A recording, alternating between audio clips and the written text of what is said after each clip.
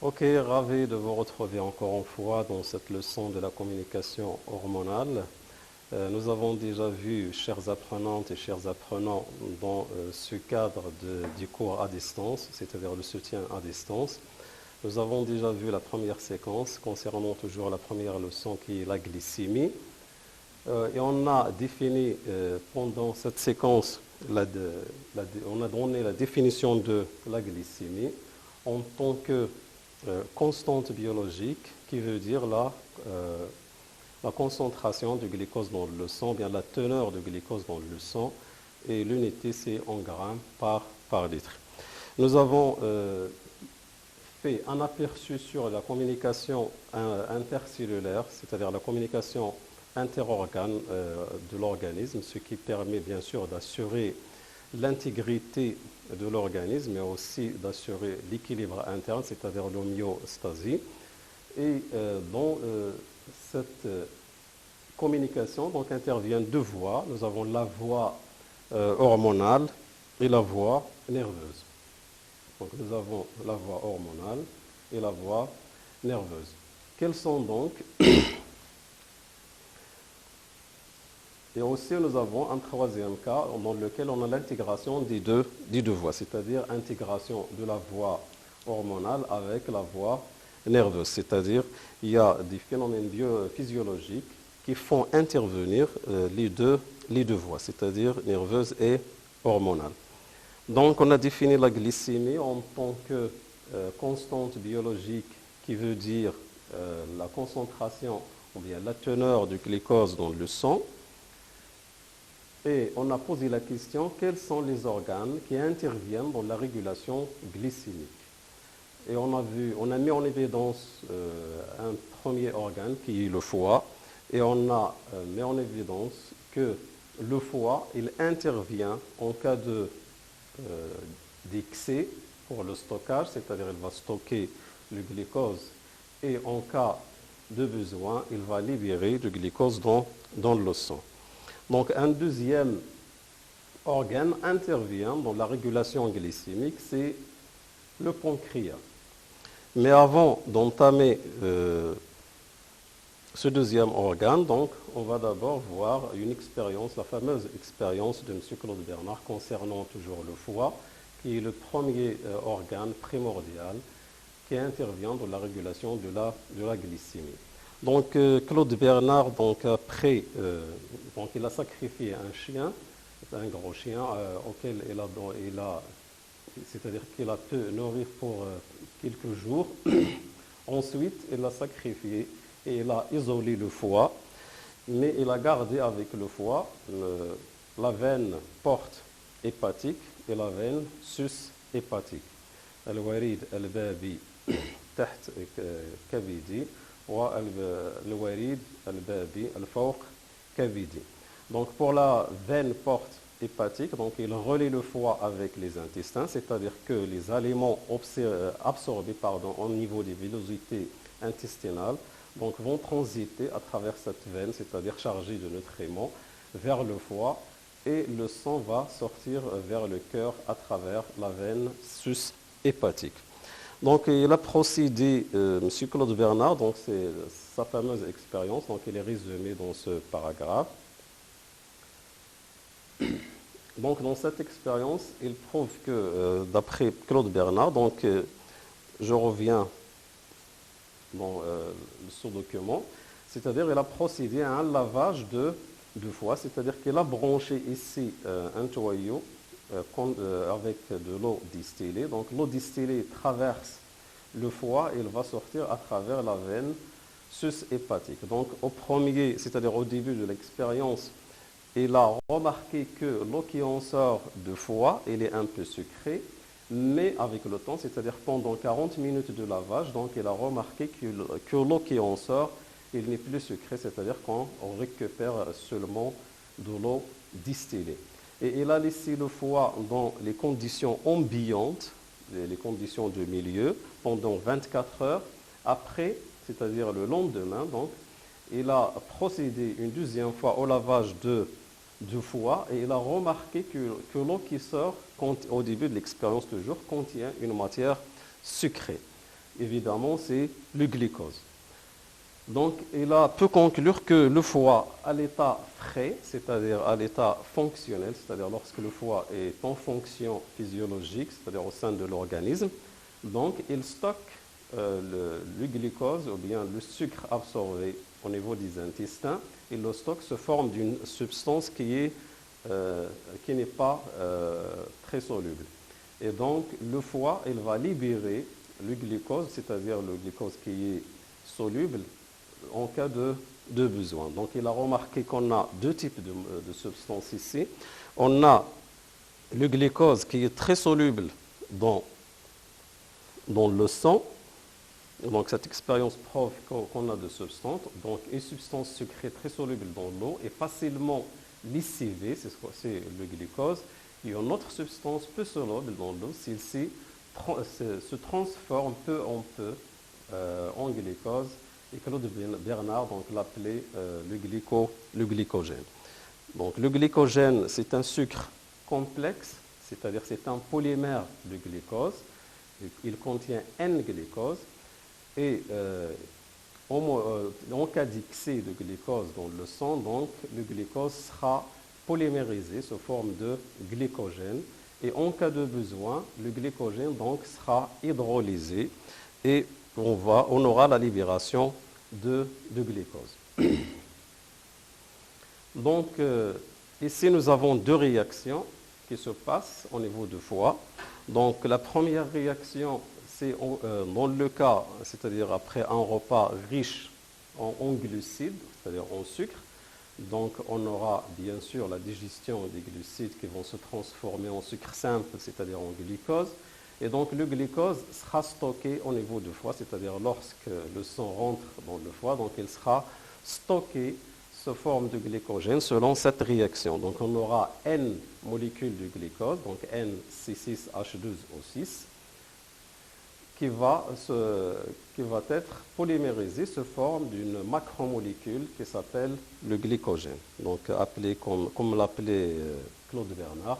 Donc, on aura ici C6H10O5 N fois. Si vous le remarquez, donc, on a absence d'un atome d'oxygène et absence de deux atomes d'hydrogène, c'est-à-dire H2O. Et donc, cette réaction se fait avec libération d'une molécule d'H2O et donc établissement d'une liaison chimique entre les deux molécules de glucose. C'est ce qu'on appelle la liaison glycosidique, c'est-à-dire rabita. Donc c'est une liaison covalente qui se passe entre deux molécules successives de glucose avec libération bien sûr de N molécules d'H2O. Dans le cas contraire, c'est-à-dire lorsque le sang contient une faible quantité d'oxygène, une faible quantité de glucose, donc on aura cette fois-ci l'hydrolyse de glycogène. Donc c'est une réaction qui va nécessiter bien sûr la présence de l'eau, donc le glycogène plus H2O, qui va se transformer en glucose. Donc la première réaction qui permet la polymérisation de glucose sous forme de glycogène, ça s'appelle la glycogénogenèse, alors que la deuxième réaction qui se passe en cas de besoin, c'est-à-dire en cas de la baisse de la teneur de glucose dans le sang, ça s'appelle la glycogénolyse. Donc ici, nous avons les deux réactions. Donc, ce sont deux réactions antagonistes. Donc, le deuxième organe qui intervient dans la régulation de la glycémie, c'est le pancréas. Donc, cette expérience va nous permettre de mettre en évidence le rôle de cet organe. Donc, on poursuit l'évolution de la glycémie chez un chien sain avant et après ablation de pancréas. Donc la figure A ci-jointe représente les résultats obtenus. Donc on va décrire la variation de la glycémie dans un premier temps et on va conclure dans un deuxième temps sur le rôle de pancréas. Donc le graphe, la courbe, représente la variation de la glycémie en fonction de temps et on peut la diviser en deux domaines. Donc le premier domaine, c'est-à-dire avant l'ablation totale de pancréas, et le deuxième domaine, c'est après l'ablation de pancréas. Donc si vous le remarquez bien, ici nous avons la constance ou bien la stabilisation de la glycémie dans une valeur d'environ 1 g par litre avant l'ablation de pancréas, c'est-à-dire qu'elle est stable, car on avait dit que la glycémie est une constante biologique. Donc après l'ablation de pancréas, on remarque une augmentation progressive de la glycémie pour atteindre une valeur maximale d'environ 3 g par litre au bout de 10 heures. Donc le pancréas, ou bien on peut conclure que le foie n'est pas le seul organe qui intervient dans la régulation de la glycémie, mais il faut aussi avoir un pancréas qui est sain et sauf, c'est-à-dire qui est en fonction physiologique. Donc pour mettre en évidence ce rôle ou bien l'intervention de pancréas dans la régulation de la glycémie, donc on a procédé à l'ablation de pancréas chez un chien, on parle de pancréatectomisie, c'est-à-dire on a procédé à la pancréatectomisie chez un chien. Donc, et on a suivi l'évolution de la glycémie en fonction de temps. Donc ici on peut diviser la courbe en 3 domaines, c'est-à-dire avant le branchement de pancréas et après le branchement de pancréas, et aussi on débranche une deuxième fois le pancréas. Donc le pancréas débranché, ou bien il est fixé ou bien branché au niveau des veines et des artères au niveau du cou de chien, c'est-à-dire que la veine pancréatique elle est branchée au niveau de la veine jugulaire et l'artère pancréatique elle est branchée au niveau de l'artère carotidienne.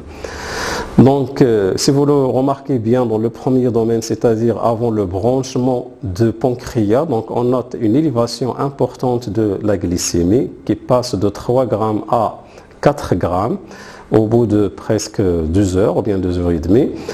Et après le branchement de pancréas, on note une diminution progressive de la glycémie pour atteindre sa valeur normale qui est de l'ordre, bien qui oscille autour d'une valeur de référence qui est 1 g par litre.